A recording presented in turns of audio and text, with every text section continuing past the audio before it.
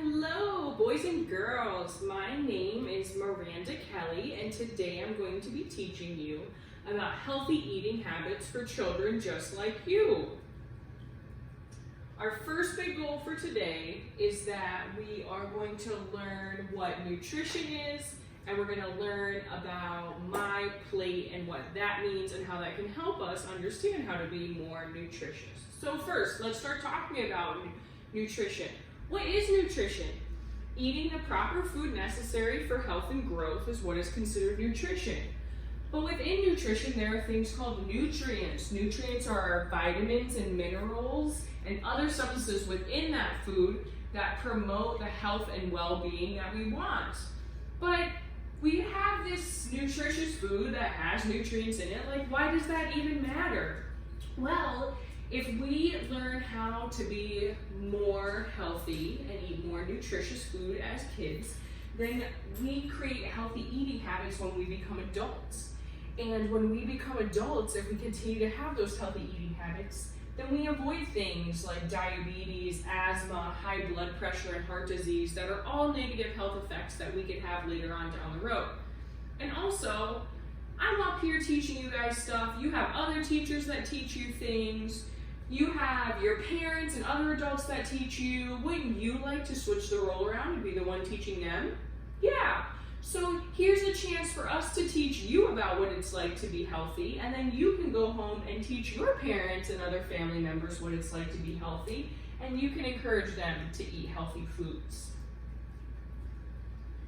So what are various types of nutrient foods or nutritious foods? So first we have vegetables. A vegetable is any vegetable or 100% vegetable juice that counts as part of the vegetable group. Vegetables can be raw, they can be cooked, they could be fresh, they could be canned, they could be dried, they could be frozen. We could find vegetables in all different sorts of ways. And the same with fruit. Fruit, or anything 100% fruit juice, counts as part of the fruit family. That can also be fresh, canned, frozen, or dry. So far those are two different types of nutritious foods we have. We have vegetables and we have fruits. We also have dairy, our third group, and protein. So let's talk about dairy. So dairy helps build and strengthen our bones. We've got a bunch of bones in our body and we need them to be strong. Raise your hand if you've ever broken a bone in here. Okay, well no one in here's ever broken a bone, but that's good. That must mean you're getting a lot of dairy.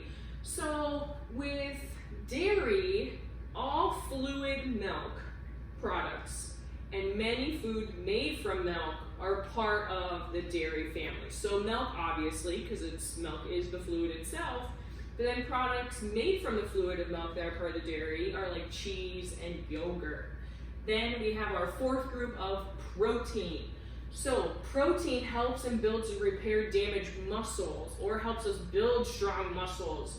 So all food made from meat is considered protein. So any animal, poultry, which is chickens, and then seafood, so anything we find in the ocean like fish or clams or lobsters and crabs. And then there's also certain protein that we can get from plants such as beans, eggs, and nuts, but we'll talk about that later on in the class. So remember, we've gone through 4 so far. We've gone through vegetables, we've gone through fruit, we've gone through dairy, we've gone through protein. Now we're going to be talking about fats, oils, and grains. So fat kind of has a negative feeling to it because we think of fat as like a bad word sometimes because it's a mean thing that people can be called. But actually fat isn't terrible. Fat protects our organs. How many of you on a cold day put on a jacket before you go outside? Yeah, so that's like our body's way of putting on a jacket around our organs, is it puts fat around our organs and provides insulation, which keeps us warm, and it's necessary to protect those organs and absorb certain vitamins, which we'll talk about on the next slide. Oil is just simply the liquid version of fat. So you might see oils at home when you're cooking. Sometimes recipes call for vegetable oils. Even those delicious sweets like cookies and cakes call for some vegetable oil put in there.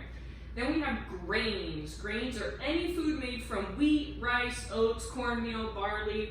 So grain looks like this. All grain grows and then we harvest it and it looks a little bit more familiar to us like these other pictures do. Here are some examples of fats that we find. Notice that there's some meat there because sometimes we find fat in meat. This is an example of oil because it's the liquid version of fat. And our last little bit about nutritious foods is that a lot of foods have carbohydrates in them. So carbohydrates are good. That gives us energy and it's a good source of energy for the brain. If our brain is not working, then we are not working. Our brain is one of the most important organs. Our brain tells the rest of our body what to do. So we've got to make sure we're eating those carbohydrates because without them, our body couldn't properly function. Vitamins help regulate the chemical reactions happening in our body. So right now, as you're sitting here listening to me talk, all these different things are happening inside your body without you even knowing it. Like, how amazing is that? How amazing is your body that just like knows what to do without you telling it what to do? Well, if we're getting those vitamins from food, because our vitamins come from our diet, we can't make them inside our body, we have to eat them. So with eating those other nutritious foods I was just talking about, we end up creating those vitamins help create those chemical reactions to happen. And then minerals are pretty similar to vitamins. They're components of food that are involved in many of the body's functions. And just like I was kind of hinting at when I said that they're similar to vitamins, we have to eat them. We don't just magically have those minerals happen in our body. We have to get them into our system. So now our question, time to practice. So I want you guys to match the correct answers by telling me the numbers 1, 2, 3, or 4. So number 1 is nutrients. Number 2 is protein. Number 3 is vitamins. Number 4 is grain. Give me a second and this will make a little bit more sense. Here are different definitions for those words. So I'm going to read the definition, and if you think the answer is nutrient, you're going to show me number 1. If you think the answer is protein, you'll show me number 2, vitamins, a number 3, grains, a number 4. So, what word matches the definition? Helps and repairs damaged muscles. So which one helped repair those damaged muscles? Do we think it was nutrient, protein, vitamins, or grain? Let me give you a minute to think about that, and then I want you to show me your answers. Okay, go ahead, show me your answers. Correct, number 2, protein helps repair those damaged muscles. Our next definition, so protein's not an option anymore, I'll give you a hint. We already used protein, so it won't be one of the other 3 options. So now we just have to worry about our answer being either nutrients, vitamins, or grain. So any food made from wheat, rice, oats, cornmeal, or barley, do we think those are nutrients, vitamins, or grain? Go ahead and think about that for a minute.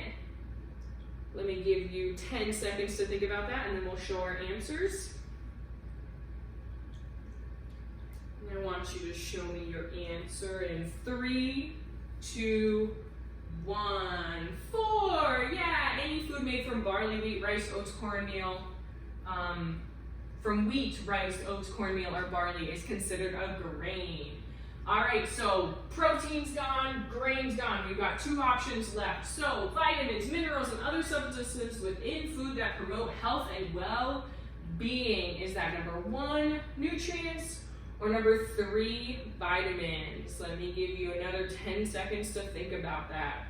Vitamins, minerals,